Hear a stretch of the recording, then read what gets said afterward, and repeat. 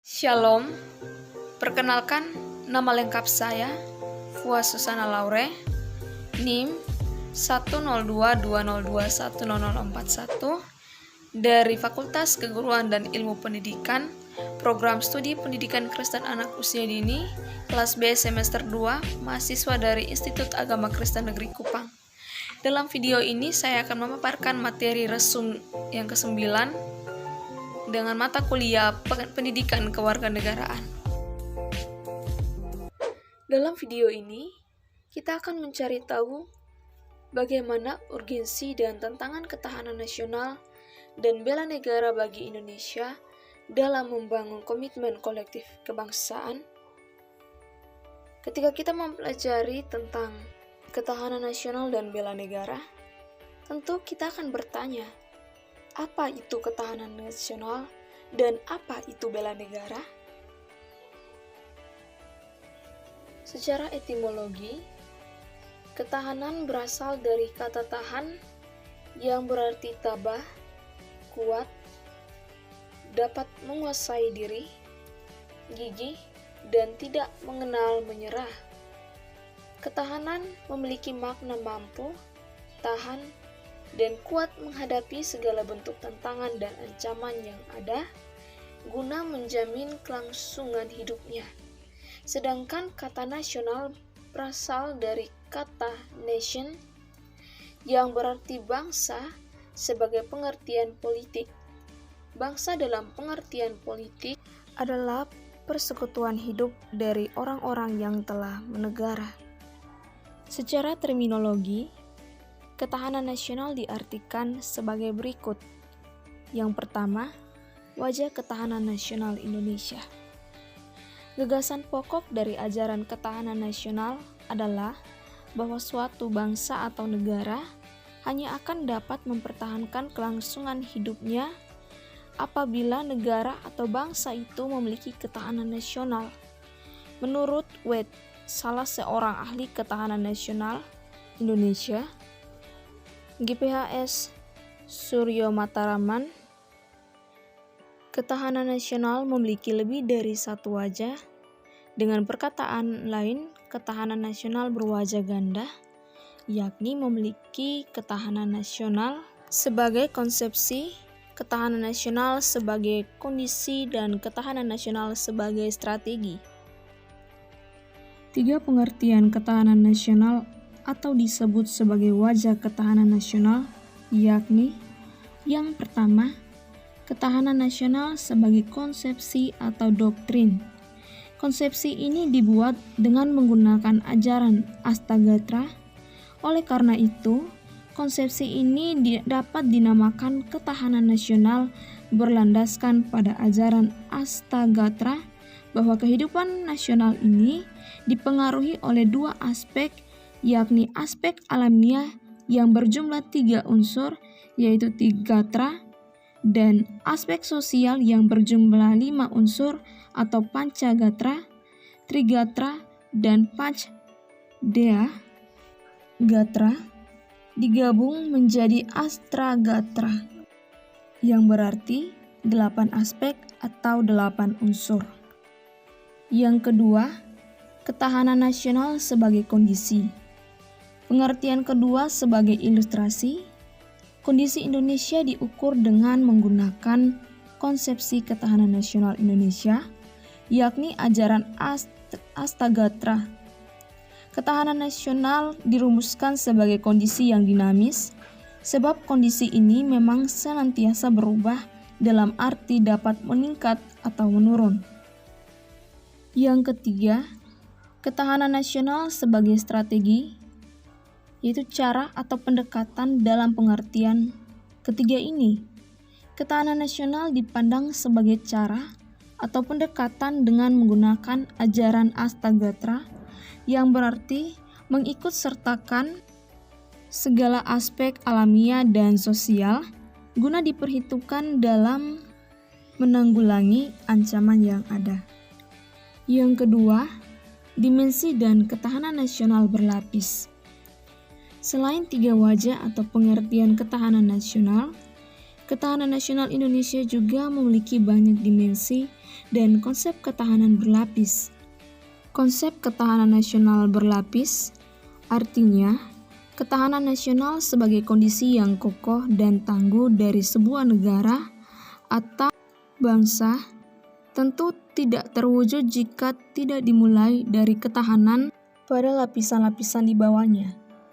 Ketahanan nasional berlapis terdiri dari pertama, ketahanan diri, yang kedua, ketahanan keluarga, yang ketiga, ketahanan wilayah, yang keempat, ketahanan regional, dan yang kelima, yaitu ketahanan nasional.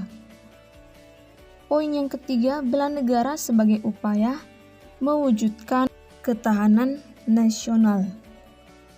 Apakah bela negara diartikan sebagai mengangkat senjata atau berperang dengan pihak baik guna mempertahankan negara? Dalam buku Pemasyarakatan UUD NRI 1945 oleh MPR tahun 2012 dijelaskan bahwa pasal 27 ayat 3 ini dimaksudkan untuk memperteguh konsep yang dianut bangsa dan negara Indonesia di bidang pembelaan negara, yakni upaya bela negara bukan hanya monopoli TNI, tetapi merupakan hak sekaligus kewajiban setiap warga negara. Oleh karena itu, tidak benar jika ada anggapan bela negara berkaitan dengan militer atau militerisme dan seolah-olah kewajiban dan tanggung jawab untuk membela negara hanya terletak pada Tentara Nasional Indonesia. Berdasar pada pasal 27, bela negara dapat dibedakan secara fisik maupun non-fisik. Secara fisik, yaitu dengan cara memanggul senjata, memahami serangan atau agresi tubuh musuh. Bela negara secara fisik dilakukan untuk menghadapi ancaman dari luar. Sedangkan bela negara secara non-fisik dapat didefinisikan sebagai segala upaya untuk mempertahankan negara kesatuan Republik Indonesia dengan cara meningkatkan kesadaran bangsa dan bernegara, menanamkan kecintaan terhadap tanah air, serta berperan aktif dalam memajukan bangsa dan negara, termaksud penanggulangan ancaman. Poin yang berikut menanya alasan mengapa diperlukan ketahanan nasional dan bela negara. Tahukah Anda tentang negara Yugoslavia? Yugoslavia dikenal sebagai negara republik terbesar semenanjung Balkan. Merdeka pada tahun 1945 dengan merubah bentuk kerajaan menuju republik di bawah kepemimpinan Josip Broz Tito. Namun sejak tahun 1990-an mulai ditimbul perpecahan dan perang saudara sampai tahun 2001. Negara itu sekarang tinggal hanya kenangan. Apakah yang menyebabkan kehancuran Yugoslavia? Yaitu karena tidak kuat lagi tingkat ketahanan nasional negara Yugoslavia, terutama dari segi ketahanan aspek ideologi. Dalam lingkup kecil, ketahanan nasional pada aspek tertentu juga turut menentukan kelangsungan hidup sebuah bangsa. Poin yang ketiga, menggali sumber historis, sosiologis, politik tentang ketahanan nasional dan bela negara. Secara historis, gagasan tentang ketahanan nasional bermula pada tahun 1960-an di kalangan militer Angkatan Darat di SSKAD yang sekarang bernama Sekkoat. Masa itu sedang meluasnya pengaruh komunisme yang berasal dari Uni Soviet dari Cina, dan gerakan Komunis Indonesia mengadakan pemberontakan pada 30 September 1965, namun akhirnya dapat diatasi. Sejarah keberhasilan bangsa Indonesia menangkal ancaman komunis tersebut menginspirasi para petinggi negara, khususnya para petinggi militer, untuk merumuskan sebuah konsep yang dapat menjawab mengapa bangsa Indonesia tetap mampu bertahan menghadapi sebuah ideologi komunis Jawaban yang dimunculkan adalah karena bangsa Indonesia memiliki ketahanan nasional khususnya pada aspek ideologi. Belajar dari pengalaman tersebut, dimulailah pemikiran tentang perlunya ketahanan sebagai sebuah negara. Ketahanan nasional tetap relevan sebagai kekuatan penangkalan dalam suasana sekarang maupun nanti, sebab ancaman setelah berakhirnya Perang Dingin lebih banyak bergeser ke arah non-fisik antara lain budaya dan kebangsaan. Sekarang ini wajah ketahanan yang lebih ditekankan adalah ketahanan sebagai kondisi. Oleh karena itu, penting bagi kita untuk mengetahui dalam kondisi yang bagaimana suatu wilayah negara atau daerah memiliki tingkat ketahanan tertentu. Tinggi rendahnya ketahanan nasional amat dipengaruhi oleh unsur-unsur ketahanan nasional itu sendiri. Poin yang keempat, membangun argumen tentang dinamika dan tantangan ketahanan nasional dan bela negara. Pengalaman sejarah bangsa Indonesia telah membuktikan pada kita konsep ketahanan nasional kita terbukti mampu menangkal berbagai bentuk ancaman sehingga tidak berujung pada kehancuran bangsa atau berakhirnya NKRI. Namun demikian, seperti halnya kehidupan individual yang terus berkembang, kehidupan berbangsa juga mengalami perubahan, perkembangan, dan dinamika yang terus-menerus. Ketahanan nasional Indonesia akan selalu menghadapi aneka tantangan dan ancaman yang terus berubah. Poin yang kelima, mendeskripsikan esensi dan urgensi ketahanan nasional dan bela negara. Pertama, esensi dan urgensi ketahanan nasional. Esensi dari ketahanan nasional pada hakikatnya adalah kemampuan yang dimiliki bangsa dan negara dalam menghadapi segala bentuk ancaman yang dewasa ini. Spektrumnya semakin luas dan kompleks. Unsur-unsur ketahanan nasional model Indonesia terdiri atas 8 unsur yang dinamakan Astagatra, yaitu 8 gatra, yang terdiri dari Trigatra atau 3 gatra, alamiah, yang terdiri dari pertama, gatra letak dan kedudukan geografi. Yang kedua, gatra keadaan dan kekayaan alam. Dan yang ketiga, gatra keadaan dan kemampuan penduduk.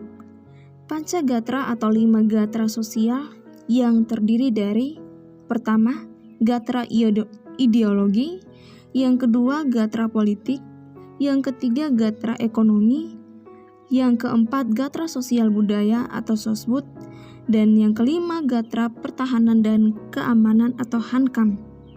Menghadapi serta mengatasi segala tantangan, ancaman, hambatan, dan gangguan yang datang dari luar maupun dari dalam secara langsung maupun tidak langsung untuk menjamin kelangsungan perekonomian bangsa dan negara berlandaskan Pancasila dan Undang-Undang Dasar 1945. Lalu yang kedua, esensi dan urgensi bela negara. Terdapat hubungan antara ketahanan nasional dengan pembelaan negara atau bela negara. Bela negara merupakan perwujudan warga negara dalam upaya mempertahankan dan meningkatkan ketahanan nasional bangsa Indonesia. Bela negara dibedakan menjadi 2, yakni yang pertama bela negara secara fisik. Menurut Undang-Undang Nomor 3 Tahun 2002 tentang Pertahanan Negara, keikutsertaan warga negara dalam bela negara secara fisik dapat dilakukan dengan menjadi anggota TNI dan pelatihan dasar kemiliteran. Bila keadaan ekonomi dan keuangan negara memungkinkan, maka dapat pula dipertimbangkan kemungkinan untuk mengadakan wajib militer bagi warga negara yang memenuhi syarat seperti yang dilakukan di banyak negara maju di barat. Yang kedua, bela negara secara non-fisik. Menurut Undang-Undang Nomor 3 Tahun 2002 tentang Pertahanan Negara, keikutsertaan warga negara dalam bela negara secara non-fisik dapat diselenggarakan melalui pendidikan kewarganegaraan dan pengabdian sesuai dengan profesi.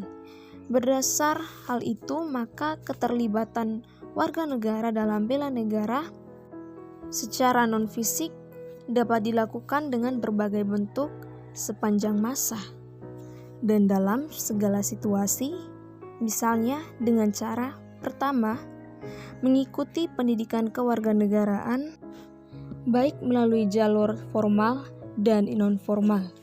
Yang kedua, melaksanakan kehidupan berdemokrasi dengan menghargai perbedaan pendapat dan tidak memaksakan kehendak dalam memecahkan masalah bersama. Yang ketiga, pengabdian yang tulus kepada lingkungan sekitar dengan menanam, memelihara, dan melestarikan. Dan yang terakhir, berkarya nyata untuk kemanusiaan demi memajukan bangsa dan negara. Demikian video resume yang dapat saya sampaikan. Semoga dapat bermanfaat untuk kita semua. Sekian dan terima kasih. Tuhan Yesus memberkati. Shalom.